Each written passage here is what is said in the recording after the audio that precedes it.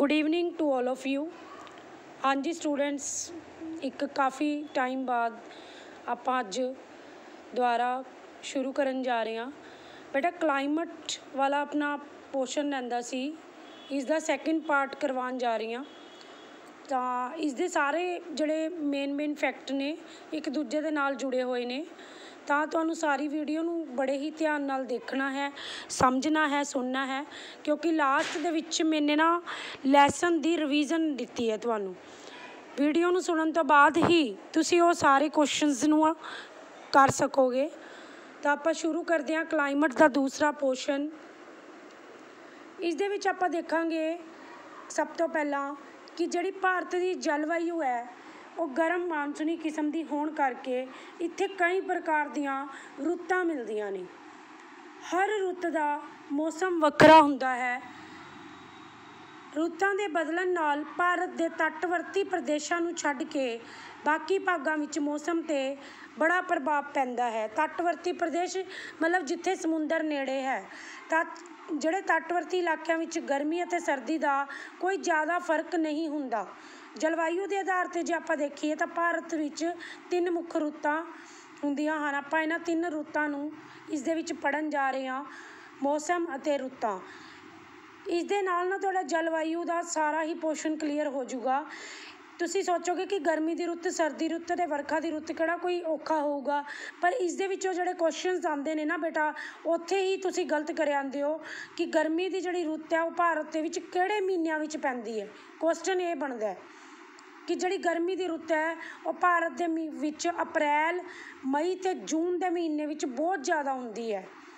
ਗਰਮੀ ਵਿੱਚ ਜਿਹੜਾ ਸੂਰਜ ਹੈ ਉਹ ਉੱਤਰ ਵੱਲ ਨੂੰ ਥੋੜ੍ਹਾ ਜਿਹਾ ਸਰਕ ਜਾਂਦਾ ਹੈ, ਭਾਵ ਕਰਕ ਰੇਖਾ 'ਤੇ ਸਿੱਧਾ ਚਮਕਦਾ ਹੈ, ਅਤੇ ਜਿਸ ਕਰਕੇ ਸੂਰਜ ਦੀਆਂ ਕਿਰਨਾਂ ਸਿੱਧੀਆਂ ਪੈਂਦੀਆਂ ਨੇ ਅਤੇ ਗਰਮੀ ਦੀ ਰੁੱਤ ਪੈਂਦੀ ਹੈ।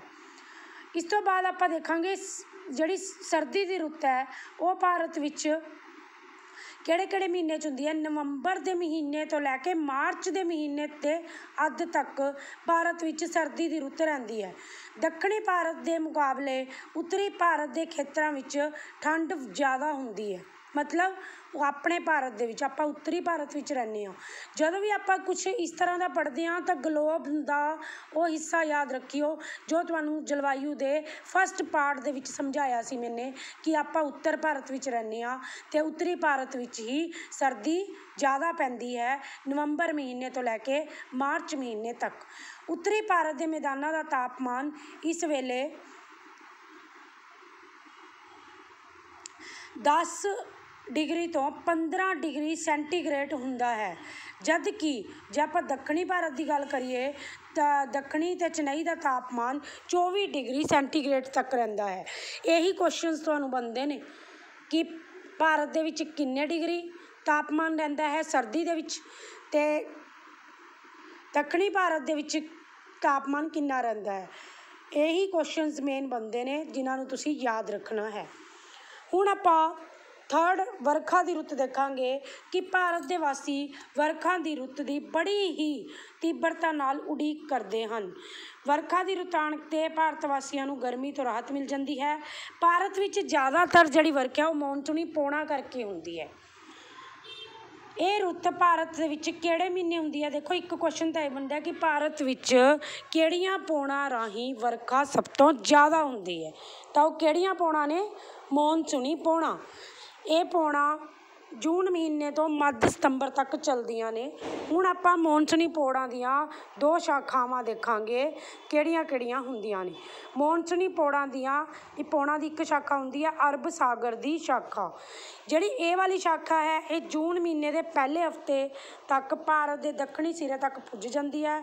ਜੂਨ ਮਹੀਨੇ ਦੇ ਦੂਜੇ ਹਫ਼ਤੇ ਤੱਕ ਇਹ ਪੌਣਾਂ ਪੱਛਮੀ ਘਾਟ 'ਤੇ ਹੁੰਦੀਆਂ ਹਨ। ਇਹ ਪੌਣਾਂ ਪੱਛਮੀ ਘਾਟ 'ਤੇ ਵਰਖਾ ਕਰਦੀਆਂ ਹਨ। ਇਹ ਸਾਰੇ ਫੈਕਟੁਅਲ ਪੁਆਇੰਟ ਤੁਹਾਨੂੰ ਯਾਦ ਕਰਨੇ ਪੈਣੇ ਹੈ। ਇਸ ਤੋਂ ਬਾਅਦ ਦੱਖਣ ਦੀ ਪਠਾਰ ਦੇ ਮੱਧ ਪ੍ਰਦੇਸ਼ ਵਿੱਚ ਵੀ ਵਰਖਾ ਕਰਦੀਆਂ ਹਨ। ਉੱਤਰੀ ਭਾਰਤ ਵਿੱਚ ਪਹੁੰਚ ਕੇ ਇਹ ਦੂਸਰੀ ਸ਼ਾਖਾ ਹੈ ਬੰਗਾਲ ਦੀ ਖਾੜੀ ਦੀ ਸ਼ਾਖਾ ਨਾਲ ਮਿਲ ਜਾਂਦੀ ਹੈ। ਇੱਥੇ ਕੁਐਸਚਨ ਬਣਦਾ ਹੈ ਕਿ ਜਿਹੜੀਆਂ ਮੌਨਸੂਨੀ ਪੌੜਾਂ ਦੀ ਪਹਿਲੀ ਸ਼ਾਖਾ ਅਰਬ ਸਾਗਰ ਦੀ ਸ਼ਾਖਾ ਹੈ ਉਹ ਦੂਸਰੀ ਸ਼ਾਖਾ ਨੂੰ ਕਿੱਥੇ ਮਿਲਦੀ ਹੈ? ਉੱਤਰੀ ਭਾਰਤ ਵਿੱਚ ਪਹੁੰਚ ਕੇ ਜਦੋਂ ਅਰਬ ਸਾਗਰ ਦੀ ਸ਼ਾਖਾ ਉੱਤਰੀ ਭਾਰਤ ਵਿੱਚ ਪਹੁੰਚਦੀ ਹੈ ਤਾਂ ਇਹ ਬੰਗਾਲ ਦੀ ਖਾੜੀ ਦੀ ਸ਼ਾਖਾ ਨੂੰ ਮਿਲ ਜਾਂਦੀ ਹੈ ਅਤੇ ਗੰਗਾ ਦੇ ਮੈਦਾਨਾਂ ਵਿੱਚ ਭਾਰੀ ਵਰਖਾ ਹੁੰਦੀ ਹੈ। ਬਹੁਤ ਹੀ ਇੰਪੋਰਟੈਂਟ ਕੁਐਸਚਨਸ ਨੇ ਇਹ ਵਾਲੇ, 10th ਦੇ ਵਿੱਚ ਵੀ ਕੰਮ ਆਉਣਗੇ। 9th ਅਤੇ 10th ਕਲਾਸ ਦੋਨਾਂ ਵਾਸਤੇ ਹੀ ਕਲਾਈਮੇਟ ਦਾ ਚੈਪਟਰ ਬਹੁਤ ਇੰਪੋਰਟੈਂਟ ਹੈ। ਔਰ 10th ਕਲਾਸ ਨੂੰ ਤਾਂ ਇਹ ਛੋਟੇ ਨਾ ਜਿਵੇਂ ਮੈਂ ਤੁਹਾਨੂੰ ਸਮਝਾ ਰਹੀ ਹਾਂ, ਉਹ MCQ ਖਾਲੀ ਥਾਵਾਂ ਸ਼ੋਰਟ ਕੁਐਸਚਨਸ ਉਹ ਸਾਰੇ ਬਣ ਕੇ ਵਿੱਚੋਂ ਪੁੱਛੇ ਜਾਂਦੇ ਨੇ। ਮੌਨਸੂਨੀ ਪੌੜਾਂ ਦੀ ਹੁਣ ਆਪਾਂ ਦੂਸਰੀ ਸ਼ਾਖਾ ਦੇਖਾਂਗੇ ਕਿ ਖਾੜੀ ਬੰਗਾਲ ਵੱਲੋਂ ਆਉਂਦੀ ਹੈ ਅਤੇ ਭਾਰਤ ਦੇ ਉੱਤਰ ਵੱਲ ਚੱਲ ਪੈਂਦੀ ਹੈ। ਅੱਗੇ ਜਾ ਕੇ ਇਹ ਸ਼ਾਖਾ 2 ਭਾਗਾਂ ਵਿੱਚ ਵੰਡੀ ਜਾਂਦੀ ਹੈ। ਇੱਕ ਦਾ ਮਤਲਬ ਇਸਦਾ ਇੱਕ ਭਾਗ ਪੱਛਮ ਵੱਲ ਚਲਾ ਜਾਂਦਾ ਹੈ ਅਤੇ ਦੂਜਾ ਭਾਗ ਭਾਰਤ ਦੇ ਉੱਤਰ ਪੂਰਬ ਵੱਲ। ਇਸ ਸ਼ਾਖਾ ਦਾ ਪੱਛਮੀ ਭਾਗ ਅਰਬ ਸਾਗਰ ਤੋਂ ਆਉਣ ਵਾਲੀਆਂ ਮੌਨਸੂਨੀ ਪੌੜਾਂ ਦੀ ਸ਼ਾਖਾ ਨਾਲ ਗੰਗਾ ਦੇ ਮੈਦਾਨਾਂ 'ਤੇ ਜਾ ਮਿਲਦਾ ਹੈ। ਆਪਾਂ ਨੇ ਸਮਝਣਾ ਹੈ ਕਿ ਜਿਹੜੀ ਬੰਗਾਲ ਦੀ ਖਾੜੀ ਵਾਲੀ ਸ਼ਾਖਾ ਹੈ ਉਹ 2 ਭਾਗਾਂ ਵਿੱਚ ਵੰਡੀ ਹੋਈ ਹੈ। ਇੱਕ ਭਾਗ ਪੱਛਮ ਵੱਲ ਜਾਂਦਾ ਹੈ, ਦੂਜਾ ਭਾਗ ਉੱਤਰ ਪੂਰਬ ਵੱਲ ਜਾਂਦਾ ਹੈ। ਇੰਨਾ ਕੀ ਯਾਦ ਰੱਖ ਲਿਓ, ਬਹੁਤ ਹੈ ਤੁਹਾਡੇ ਲਈ। ਨੈਕਸਟ ਆਪਾਂ ਹੁਣ ਦੇਖਾਂਗੇ ਕਿ ਜਿਹੜੀ ਵਰਖਾ ਦੀ ਵੰਡ ਹੈ ਉਹ ਭਾਰਤ ਵਿੱਚ ਇੱਕੋ ਜਿਹੀ ਨਹੀਂ ਹੈ। ਕਈ ਥਾਵਾਂ 'ਤੇ ਬਹੁਤ ਵਰਖਾ ਪੈਂਦੀ ਹੈ, ਜਿਵੇਂ ਗਾਰੋ ਖਾਂਸੀ ਦੀਆਂ ਪਹਾੜੀਆਂ 'ਤੇ ਔਸਤ ਵਰਖਾ 1100 ਸੈਂਟੀਮੀਟਰ ਤੱਕ ਹੁੰਦੀ ਹੈ, ਪਰ ਕਈ ਥਾਵਾਂ 'ਤੇ ਜਿਵੇਂ ਲੱਦਾਖ ਰਾਜਸਥਾਨ ਵਰਖਾ 15 ਸੈਂਟੀਮੀਟਰ ਤੋਂ ਘੱਟ ਹੁੰਦੀ ਹੈ। ਕੁਐਸਚਨਸ ਨੇ ਬੇਟਾ ਇਹ ਵੀ ਕਿ ਕਿੱਥੇ ਵਰਖਾ ਜ਼ਿਆਦਾ ਹੁੰਦੀ ਹੈ, ਕਿੰਨੇ ਸੈਂਟੀਮੀਟਰ ਹੁੰਦੀ ਹੈ, ਕਿੱਥੇ ਵਰਖਾ ਘੱਟ ਹੁੰਦੀ ਹੈ ਅਤੇ ਕਿੰਨੇ ਸੈਂਟੀਮੀਟਰ ਹੁੰਦੀ ਹੈ। ਤੁਹਾਨੂੰ ਅੱਗੇ ਕੁਐਸਚਨ ਪੁੱਛੇ ਜਾਣਗੇ। ਹੁਣ ਆਪਾਂ ਵੱਧ ਵਰਖਾ ਵਾਲੇ ਖੇਤਰ ਦੇਖਦੇ ਹਾਂ। ਇਹ ਉਹ ਖੇਤਰ ਹਨ ਜਿੱਥੇ ਸਾਲਾਨਾ ਔਸਤ ਵਰਖਾ 200 ਸੈਂਟੀਮੀਟਰ ਤੋਂ ਵੱਧ ਹੁੰਦੀ ਹੈ। ਇਹ ਖੇਤਰ ਕਿਹੜੇ ਨੇ ਜਿੱਥੇ ਵੱਧ ਵਰਖਾ ਹੁੰਦੀ ਹੈ? ਮੇਘਾਲਿਆ, ਅਸਾਮ, ਨਾਗਾਲੈਂਡ ਅਤੇ ਪੱਛਮੀ ਘਾਟ।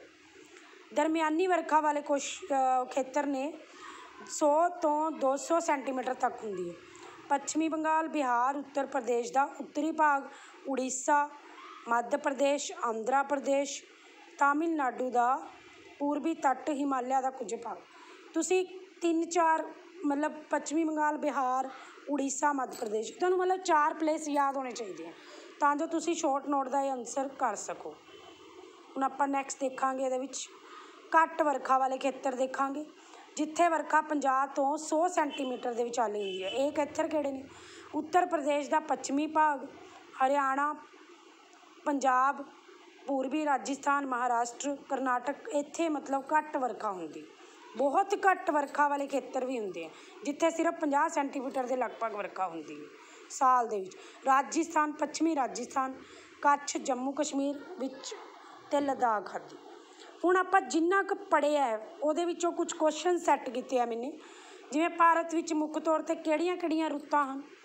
ਗਰਮੀ ਦੀ ਰੁੱਤ ਦਾ ਸਮਾਂ ਕੀ ਹੈ? ਤੁਸੀਂ ਨੋਟ ਕਰੋਗੇ ਅਤੇ ਫਿਰ ਇਹਨਾਂ ਦੇ ਆਨਸਰ ਲਿਖੋਗੇ। ਠੀਕ ਹੈ ਬੇਟੇ। ਅਤੇ ਜੇ ਆਪਾਂ ਕੋਈ ਲਾਈਵ ਸੈਸ਼ਨ ਲਿਆ ਤਾਂ ਉਹਦੇ ਵਿੱਚ ਵੀ ਤੁਹਾਨੂੰ ਕਲਾਈਮੇਟ ਦੇ ਰਿਗਾਰਡਿੰਗ ਮੈਂ ਕੁਐਸਚਨ ਪੁੱਛ ਸਕਦੀ ਹਾਂ, ਕਿਉਂਕਿ ਮੈਂ ਆਉਣ ਵਾਲੇ ਟਾਈਮ ਦੇ ਵਿੱਚ ਤੁਹਾਨੂੰ ਲਾਈਵ ਤੁਹਾਡੀ ਕਲਾਸ ਲਗਾਊਂਗੀ ਅਤੇ ਜਿਹਦੇ ਵਿੱਚੋਂ ਜਿਹੜੀ ਵੀਡੀਓ ਮੈਂ ਤੁਹਾਨੂੰ ਭੇਜੂੰਗੀ ਉਹਦੇ ਵਿੱਚੋਂ ਕੁਝ ਕੁਐਸਚਨਸ ਪੁੱਛ ਲੂੰਗੀ। ਇਸ ਦੇ ਨਾਲ ਤੁਹਾਡੀ ਰਿਵੀਜ਼ਨ ਹੋ ਜੂਗੀ।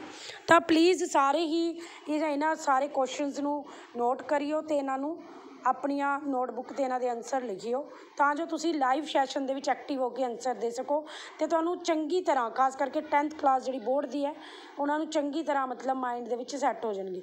ਔਰ ਮੈਨੂੰ ਉਮੀਦ ਹੈ ਕਿ ਤੁਸੀਂ ਲਾਈਵ ਜਿਹੜੀ ਕਲਾਸ ਮੈਂ ਤੁਹਾਡੀ ਲਗਾਊਂਗੀ ਉਹਦੇ ਵਿੱਚ ਤੁਸੀਂ ਐਕਟਿਵ ਹੋ ਕੇ ਪਾਰਟੀਸਪੇਟ ਕਰੋਗੇ। ਸਰਦੀ ਵਿੱਚ ਦੱਖਣੀ ਭਾਰਤ ਵਿੱਚ ਤਾਪਮਾਨ ਵੱਧ ਕਿਉਂ ਰਹਿੰਦਾ ਹੈ? ਭਾਰਤ ਵਿੱਚ ਜ਼ਿਆਦਾ ਵਰਖਾ ਕਿਹੜੀਆਂ ਪੌੜਾਂ ਰਾਹੀਂ ਹੁੰਦੀ ਹੈ? ਦੇਖੋ ਇਹ ਵੀ ਮੈਂ ਤੁਹਾਨੂੰ ਕਰਾਇਆ ਸੀ ਕਿ ਮਾਨਸੂਨੀ ਪੌੜਾਂ ਰਾਹੀਂ ਭਾਰਤ ਵਿੱਚ ਸਭ ਤੋਂ ਜ਼ਿਆਦਾ ਵਰਖਾ ਹੁੰਦੀ ਹੈ। ਠੀਕ ਹੈ। ਇਸੇ ਤਰ੍ਹਾਂ ਬਾਕੀ ਕੁਐਸਚਨਸ ਤੁਸੀਂ ਲਿਖ ਲਿਓ। ਨੈਕਸਟ ਆਪਾਂ ਇਹਦੇ ਵਿੱਚ ਦੇਖਾਂਗੇ ਕਿ ਜਲਵਾਯੂ ਦਾ ਜਿਹੜਾ ਅਨੁਮਾਨ ਲਗਾਉਣ ਵਾਲੇ ਯੰਤਰ ਨੇ ਉਹ ਕਿਹੜੇ ਨੇ। ਦੇਖੋ ਸਭ ਤੋਂ ਪਹਿਲਾਂ ਤੁਹਾਨੂੰ ਇੱਕ ਉਰੇ ਆ ਗਲਾਸ ਜਿਹਾ ਟਾਈਪ ਦਿਖ ਰਿਹਾ ਤੁਹਾਨੂੰ, ਇਹਨੂੰ ਵਰਖਾ ਮਾਪਕ ਯੰਤਰ ਕਿਹਾ ਜਾਂਦਾ ਹੈ। ਜਦੋਂ ਵਰਖਾ ਹੋ ਰਹੀ ਹੁੰਦੀ ਹੈ ਨਾ ਬੇਟੇ, ਇਹਨੂੰ ਵਰਖਾ ਵਾਲੇ ਸਥਾਨ 'ਤੇ ਰੱਖ ਦਿੱਤਾ ਜਾਂਦਾ ਹੈ ਅਤੇ ਬਾਅਦ ਦੇ ਵਿੱਚ ਇਸ ਤੋਂ ਇਹ ਪਤਾ ਲੱਗ ਜਾਂਦਾ ਹੈ ਕਿ ਇਸ ਸਥਾਨ ਦੇ ਉੱਤੇ ਇਹਦੇ ਵਿੱਚ ਪਾਣੀ ਇਕੱਠਾ ਹੁੰਦਾ ਹੈ ਅਤੇ ਦੇਖੋ ਇਹ 'ਤੇ ਪੁਆਇੰਟ ਵੀ ਲੱਗੇ ਹੋਏ ਨੇ। ਇੱਥੋਂ ਇਹਨਾਂ ਨੂੰ ਇਹ ਪਤਾ ਲੱਗ ਜਾਂਦਾ ਕਿ ਜਿਸ ਖੇਤਰ ਵਿੱਚ ਇਹਨੂੰ ਰੱਖਿਆ ਜਾਂਦਾ ਨਾ ਅਤੇ ਉੱਥੇ ਇਹ ਪਤਾ ਲੱਗ ਜਾਂਦਾ ਕਿ ਇੱਥੇ ਵਰਖਾ ਕਿੰਨੇ ਸੈਂਟੀਮੀਟਰ ਹੋਈ ਹੈ। ਇਹਨੂੰ ਵਰਖਾ ਮਾਪਕ ਯੰਤਰ ਕਹਿੰਦੇ, ਗਲਾਸ ਦੀ ਤਰ੍ਹਾਂ ਹੁੰਦਾ। ਠੀਕ ਹੈ। ਇੱਕ ਆ ਵਾਯੂ ਦਿਸ਼ਾ ਸੂਚਕ, ਇਹ ਤੁਸੀਂ ਪਿੰਡਾਂ ਵਿੱਚ ਵੀ ਦੇਖਿਆ ਹੋਊਗਾ ਲੱਗਿਆ ਹੋਇਆ। ਇਹ ਜਦੋਂ ਘੁੰਮਦਾ ਹੈ ਤਾਂ ਵਾਯੂ ਦੀ ਦਿਸ਼ਾ ਪਤਾ ਲੱਗ ਜਾਂਦੀ ਹੈ ਕਿ ਕਿਹੜੀ ਦਿਸ਼ਾ ਵਿੱਚ ਜਿਹੜੀ ਹਵਾ ਚੱਲ ਰਹੀ ਹੈ। ਇਹਨੂੰ ਵਾਯੂ ਦਿਸ਼ਾ ਸੂਚਕ ਕਹਿੰਦੇ ਆ। ਤੁਹਾਡੇ ਤੋਂ ਇਹ ਪਿਕਚਰਸ ਵੀ ਬਣੀਆਂ ਹੋ ਸਕਦੀਆਂ, ਤੁਹਾਨੂੰ ਪੁੱਛਿਆ ਜਾ ਸਕਦਾ ਕਿ ਇਹ ਯੰਤਰ ਕਿਹੜਾ ਯੰਤਰ ਹੈ, ਆਹ ਵਾਲਾ ਕਿਹੜਾ ਯੰਤਰ ਹੈ। ਤਾਂ ਇਹ ਤੁਹਾਨੂੰ ਪਤਾ ਹੋਣੇ ਚਾਹੀਦੇ ਆ ਕਿ ਵਰਖਾ ਮਾਪਕ ਯੰਤਰ ਕਿਸ ਤਰ੍ਹਾਂ ਦਾ ਹੁੰਦਾ ਹੈ, ਵਾਯੂ ਦਿਸ਼ਾ ਸੂਚਕ ਯੰਤਰ ਕਿਸ ਤਰ੍ਹਾਂ ਦਾ ਹੁੰਦਾ ਹੈ। ਹੁਣ ਆਪਾਂ ਦੇਖਾਂਗੇ ਜਲਵਾਯੂ ਦਾ ਅਨੁਮਾਨ ਲਗਾਉਣ ਵਾਲੇ ਹੋਰ ਯੰਤਰ ਕਿਹੜੇ ਨੇ। ਤਾਂ ਇਹਦੇ ਵਿੱਚ ਦੇਖੋ ਉੱਚਤਮ ਅਤੇ ਨਿਊਨਤਮ ਥਰਮਾਮੀਟਰ। ਦੇਖੋ ਦਿਨ ਦੇ ਵੇਲੇ ਤਾਪਮਾਨ ਕਿਸ ਤਰ੍ਹਾਂ ਦਾ ਹੁੰਦਾ ਹੈ ਅਤੇ ਰਾਤ ਵੇਲੇ ਤਾਪਮਾਨ ਕਿੰਨਾ ਘੱਟ ਜਾਂ ਵੱਧ ਹੁੰਦਾ ਹੈ, ਇਸ ਦਾ ਪਤਾ ਆਪਾਂ ਨੂੰ ਉੱਚਤਮ ਅਤੇ ਨਿਊਨਤਮ।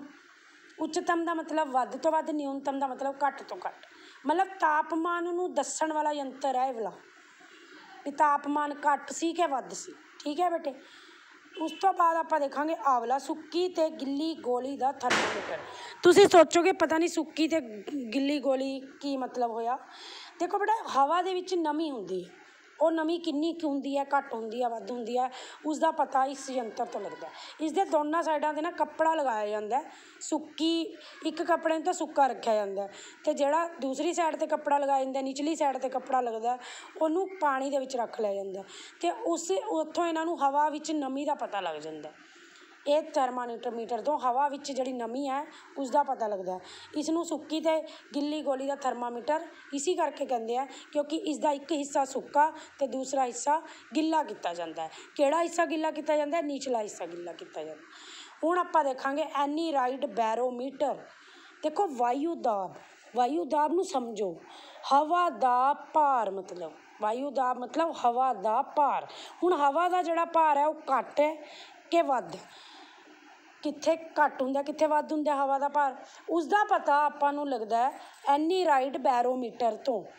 ਠੀਕ ਹੈ ਬੇਟਾ। ਇਹ ਜਿਹੜੀ ਵਿੱਚ ਸੂਈ ਦੇਖ ਰਹੇ ਹੋ ਤੁਸੀਂ, ਜਿਸ ਸਾਈਡ ਤੋਂ ਜਿਸ ਸਾਈਡ ਨੂੰ ਸੂਈ ਜ਼ਿਆਦਾ ਝੁਕ ਜਾਂਦੀ ਹੈ ਉਹਨਾਂ ਨੂੰ ਪਤਾ ਲੱਗ ਜਾਂਦਾ ਕਿ ਇੱਥੇ ਹਵਾ ਦਾ ਜਿਹੜਾ ਦਾਬ ਹੈ ਉਹ ਘੱਟ ਹੈ ਕਿ ਵੱਧ ਹੈ। ਸੂਈ ਉਸ ਸਾਈਡ ਨੂੰ ਜ਼ਿਆਦਾ ਝੁਕ ਜਾਂਦੀ ਹੈ ਅਤੇ ਆਪ ਪਤਾ ਲੱਗ ਜਾਂਦਾ ਕਿ ਵਾਯੂ ਦਾਬ ਇੱਥੇ ਘੱਟ ਹੈ ਕਿ ਵੱਧ ਹੈ, ਹਵਾ ਦਾ ਭਾਰ ਘੱਟ ਹੈ ਕਿ ਵੱਧ ਹੈ। ਤੁਸੀਂ ਵਾਯੂ ਦਾਬ ਨੂੰ ਹਵਾ ਦਾ ਭਾਰ ਘੱਟ ਅਤੇ ਵੱਧ ਦੇ ਰੂਪ ਵਿੱਚ ਯਾਦ ਰੱਖਣਾ ਹੈ। ਠੀਕ ਹੈ ਬੇਟੇ। ਹੁਣ ਇਸ ਤੋਂ ਬਾਅਦ ਆਪਾਂ ਦੇਖਾਂਗੇ ਕੁਦਰਤੀ ਆਫਤਾਂ ਅਤੇ ਸੁਨਾਮੀ। ਦੇਖੋ ਕੁਦਰਤੀ ਆਫਤਾਂ ਉਹ ਆਫਤਾਂ ਹਨ ਜੋ ਕੁਦਰਤ ਵੱਲੋਂ ਪੈਂਦੀਆਂ ਹਨ ਅਤੇ ਇਹਨਾਂ ਨਾਲ ਬਹੁਤ ਸਾਰਾ ਜਾਨੀ ਅਤੇ ਮਾਲੀ ਨੁਕਸਾਨ ਹੁੰਦਾ ਹੈ, ਜਿਵੇਂ ਭੂਚਾਲ, ਸੁਨਾਮੀ, ਚੱਕਰਵਾਤ, ਹੜ੍ਹ, ਸੋਕਾ ਆਦਿ ਸਾਰੀਆਂ ਹੀ ਕੁਦਰਤੀ ਆਫਤਾਂ ਹਨ। ਸੁਨਾਮੀ ਸ਼ਬਦ ਜਪਾਨੀ ਭਾਸ਼ਾ ਤੋਂ ਲਿਆ ਗਿਆ ਹੈ। ਇਸ ਦਾ ਅਰਥ ਹੈ ਬੰਦਰਗਾਹ ਦੀ ਲਹਿਰ। ਸੁਨਾਮੀ ਮਾਰੂ ਲਹਿਰਾਂ ਹਨ ਅਤੇ ਇਸ ਦੇ ਆਉਣ 'ਤੇ ਸਮੁੰਦਰ ਦੀਆਂ ਲਹਿਰਾਂ ਬਹੁਤ ਉੱਚੀਆਂ ਉੱਠਦੀਆਂ ਹਨ। ਮਤਲਬ ਜਦੋਂ ਸਮੁੰਦਰ ਦੇ ਵਿੱਚ ਬਹੁਤ ਉੱਚੀਆਂ ਲਹਿਰਾਂ ਉੱਠਦੀਆਂ ਹਨ ਉਦੋਂ ਸੁਨਾਮੀ ਆਉਂਦੀ ਹੈ ਅਤੇ ਇਸ ਦੀ ਰਫ਼ਤਾਰ 400 ਕਿਲੋਮੀਟਰ ਤੋਂ 1000 ਕਿਲੋਮੀਟਰ ਪ੍ਰਤੀ ਘੰਟਾ ਤੱਕ ਹੁੰਦੀ ਹੈ। ਇਹ ਪੂਰੇ ਪੇਜ ਦੇ ਉੱਤੇ ਨਾ ਘੱਟੋ ਘੱਟ 3-4 ਕੁਐਸਚਨ ਨੇ ਜੋ ਤੁਹਾਨੂੰ ਪੇਪਰ 'ਚ ਆਉਣਗੇ। ਸੁਨਾਮੀ ਕਿਹੜੀ ਭਾਸ਼ਾ ਦਾ ਸ਼ਬਦ ਹੈ? ਸੁਨਾਮੀ ਲਹਿਰਾਂ ਕੀ ਹੁੰਦੀਆਂ ਨੇ ਜਦੋਂ ਸਮੁੰਦਰ ਵਿੱਚ ਉੱਠਦੀਆਂ ਨੇ, ਜੋ ਉੱਚੀਆਂ ਉੱਠਦੀਆਂ ਨੇ, ਇਹਨਾਂ ਦੀ ਰਫ਼ਤਾਰ ਕੀ ਹੁੰਦੀ ਹੈ? ਉੱਪਰਲਾ ਕੁਐਸਚਨ ਹੈ ਕਿ ਕੁਦਰਤੀ ਆਫਤਾਂ ਕਿਸ ਨੂੰ ਕਿਹਾ ਜਾਂਦਾ ਹੈ, ਕਿਹੜੀਆਂ ਨੇ? ਤਾਂ 4 ਕੁਐਸਚਨਸ ਬਣਦੇ ਨੇ ਇਸ ਨੂੰ ਪੂਰੇ ਪੇਜ ਦੇ ਵਿੱਚੋਂ। ਨੈਕਸਟ ਆਪਾਂ ਦੇਖਾਂਗੇ ਸੁਨਾਮੀ ਦੇ ਮਾੜੇ ਪ੍ਰਭਾਵ। ਜਾਨੀ ਨੁਕਸਾਨ ਬਹੁਤ ਜ਼ਿਆਦਾ ਹੁੰਦਾ, ਮਾਲ ਡੰਗਰ ਜਾਨਵਰਾਂ ਦੀ ਤਬਾਹੀ, ਫਸਲਾਂ ਦੀ ਹਾਨੀ, ਜਾਇਦਾਦ ਅਤੇ ਆਵਾਜਾਈ ਦੇ ਸਾਧਨਾਂ ਦੀ ਹਾਨੀ। ਆਪਣੇ ਜਿਹੜੀ ਭਾਰਤ ਵਿੱਚ ਸੁਨਾਮੀ ਸੀ ਉਹ 2004 ਵਿੱਚ ਆਈ ਸੀ। ਬਹੁਤ ਜ਼ਿਆਦਾ ਨੁਕਸਾਨ ਹੋਇਆ ਸੀਗਾ ਇਹਦੇ ਨਾਲ। ਠੀਕ ਹੈ। ਇਹ ਵੀ ਤੁਹਾਨੂੰ ਮੈਂ ਇੱਕ ਵਾਰੀ ਮਤਲਬ ਦਿਖਾ ਦੂੰਗੀ ਤੁਹਾਨੂੰ। ਠੀਕ ਹੈ ਬੇਟੇ, ਕਲਾਸ ਦੇ ਵਿੱਚ। ਉਸ ਤੋਂ ਬਾਅਦ ਆਪਾਂ ਇਸਦੇ ਨਾਲ ਮੈंने कुछ MCQ ਸੈੱਟ ਕੀਤੇ ਨੇ। ਜਿਹੜਾ ਕੁਛ ਵੀ ਆਪਾਂ ਪੜ੍ਹਿਆ ਕਿ ਜਦੋਂ ਸੂਰਜ ਦੀਆਂ ਕਿਰਨਾਂ ਕਰਕ ਰੇਖਾ 'ਤੇ ਸਿੱਧੀਆਂ ਪੈਂਦੀਆਂ ਹਨ ਤਾਂ ਭਾਰਤ ਵਿੱਚ ਕਿਹੜੀ ਰੁੱਤ ਹੁੰਦੀ ਹੈ? ਇਹ ਤੁਹਾਨੂੰ ਪਤਾ ਹੀ ਹੈ ਕਿ ਗਰਮੀ ਦੀ ਰੁੱਤ ਹੋ ਜਾਂਦੀ ਹੈ ਭਾਰਤ ਵਿੱਚ। ਭਾਰਤ ਦਾ ਜਲਵਾਯੂ ਕਿਸ ਕਿਸਮ ਦਾ ਹੁੰਦਾ ਹੈ? ਭਾਰਤ ਦਾ ਜਲਵਾਯੂ ਕਿਸ ਕਿਸਮ ਦਾ ਹੁੰਦਾ ਹੈ? ਗਰਮ ਖੁਸ਼ਕ ਮਾਨਸੂਨੀ ਜਾਂ ਗਰਮ ਮਾਨਸੂਨੀ? ਮਾਨਸੂਨੀ ਜਲਵਾਯੂ ਕਹਿ ਸਕਦੇ ਹਾਂ ਕਿਉਂਕਿ ਜ਼ਿਆਦਾ ਗਰਮ ਵੀ ਨਹੀਂ ਹੁੰਦਾ, ਮਾਨਸੂਨੀ ਪੌਣਾ ਚੱਲਦੀ ਹੈ, ਤਾਂ ਭਾਰਤ ਦਾ ਜਲਵਾਯੂ ਮਾਨਸੂਨੀ ਹੁੰਦਾ ਹੈ। ਭਾਰਤ ਵਿੱਚ ਸਰਦੀਆਂ ਦੀ ਰੁੱਤ ਵਿੱਚ ਕਿਹੜੀ ਫਸਲ ਬੀਜੀ ਜਾਂਦੀ ਹੈ? ਸਾਰੇ ਹੀ ਬੀਜੇ ਜਾਂਦੇ ਆ, ਕਣਕ, ਸਰੋਂ, ਜੌਂ। ਭਾਰਤ ਦੀ ਖੇਤੀਬਾੜੀ ਨਿਰਭਰ ਕਰਦੀ ਹੈ। ਦੇਖੋ ਭਾਰਤ ਦੀ ਜਿਹੜੀ ਖੇਤੀਬਾੜੀ ਹੈ ਨਾ ਉਹ ਨਹਿਰਾਂ 'ਤੇ ਨਹੀਂ ਨਿਰਭਰ ਕਰ ਸਕਦੀ, ਇਕੱਲੇ ਟਿਊਬਵੈੱਲ 'ਤੇ ਵੀ ਨਹੀਂ ਨਿਰਭਰ ਕਰ ਸਕਦੀ ਕਿਉਂਕਿ ਕਈ ਜਗ੍ਹਾਵਾਂ 'ਤੇ ਨਹਿਰਾਂ ਨਹੀਂ ਹੁੰਦੀਆਂ ਅਤੇ ਕਈ ਜਗ੍ਹਾਵਾਂ 'ਤੇ ਟਿਊਬਵੈੱਲ ਨਹੀਂ ਹੁੰਦੀਆਂ।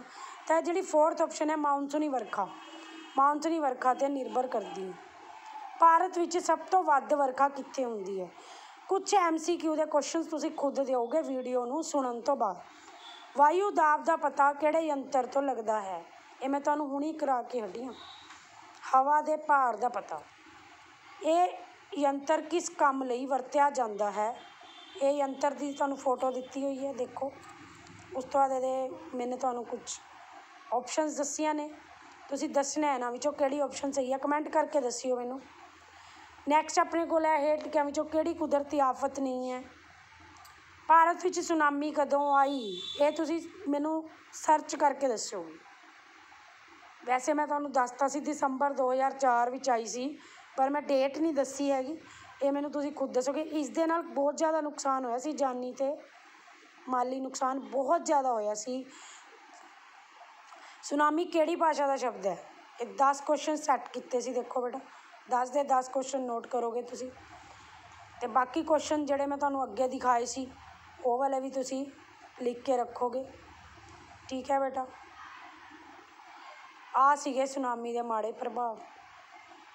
ਮੈਨੂੰ ਪੂਰੀ ਉਮੀਦ ਹੈ ਕਿ ਤੁਹਾਨੂੰ ਟੌਪਿਕ ਕਲੀਅਰ ਹੋ ਗਿਆ ਹੋਣਾ ਇਹ ਵਾਲਾ ਸਾਰਾ। ਅਤੇ ਜੇ ਆਪਾਂ ਲਾਈਵ ਸੈਸ਼ਨ ਲਿਆ ਤਾਂ ਤੁਸੀਂ ਕਲਾਈਮੇਟ ਨੂੰ ਸਾਰਾ ਦੋਨੋਂ ਵੀਡੀਓਜ਼ ਨੂੰ ਦੇਖ ਕੇ ਰੱਖਿਓ, ਕਿਉਂਕਿ ਕੁਐਸਚਨਸ ਦੋਨਾਂ ਦੇ ਵਿੱਚੋਂ ਪੁੱਛੇ ਜਾਣਗੇ, ਠੀਕ ਹੈ ਬੇਟਾ। ਮੈਨੂੰ ਕਮੈਂਟ ਕਰਕੇ ਦੱਸਿਓ ਤੁਹਾਨੂੰ ਚੈਪਟਰ ਸਮਝ ਆ ਗਿਆ ਕਿ ਨਹੀਂ ਆਇਆ। ਇਸ ਦੇ ਨਾਲ ਆਪਣਾ ਕਲਾਈਮੇਟ ਸੈਸ਼ਨ ਖਤਮ ਹੁੰਦਾ ਹੈ, ਕਲਾਈਮੇਟ ਵਾਲਾ ਲੈਸਨ ਖਤਮ ਹੁੰਦਾ ਹੈ। Okay students, have a nice day.